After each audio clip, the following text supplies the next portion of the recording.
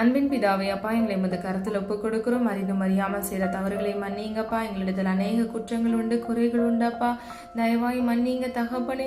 பிள்ளைகளுடைய கையின் பிரயாசத்தை ஆசிர்வதிங்கப்பா. நெடுநாள் உடைய சமூகத்தில் விண்ணப்பங்களை வைத்து காத்திருக்கிற ஒவ்வொரு காரியங்களுக்கும் உடைய வல்லமையுள்ள நாமத்தினால் ஆண்டவரை ஆமென்றும் ஆமென்று பதில் கொடுக்க போகிற கிருபைகளுக்காக நன்றி செலுத்துகிறேனப்பா. பிள்ளைகள் கையிட்டு செய்கிற ஒவ்வொரு காரியங்களிலும் ஆசீர்வாதங்களை மாத்திரம் கட்டளையிடுங்கப்பா.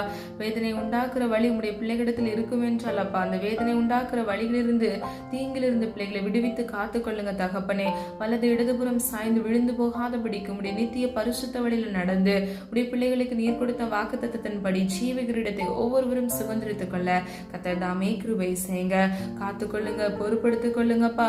இம்மட்டும் காத்து வழிநடத்தி வந்த தேவன் கண்மணி போல் உடைய பிள்ளைகளை பாதுகாத்து ஆசீர்வதிக்கும்படியாய் ஜெபிக்கிறேன். உடைய நாமம் மகிமைப்படுவதாக.